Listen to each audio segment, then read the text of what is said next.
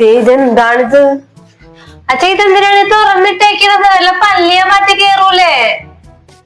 എത്ര പ്രാവശ്യം പറഞ്ഞിട്ടുണ്ട് ഞാൻ തുറന്നിടരുതെന്ന്.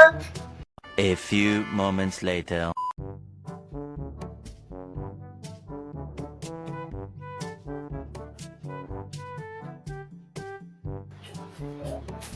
കണ്ട അവള് തുറന്നിട്ട് വന്നേ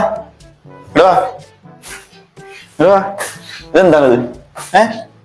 നീ നേരത്തെ എന്നോട് പറഞ്ഞല്ല തുറന്നിട്ട പല്ലി കയറും പാറ്റ കയറുന്നൊക്കെ. നിനക്ക് എന്തോ ആവല്ലേ?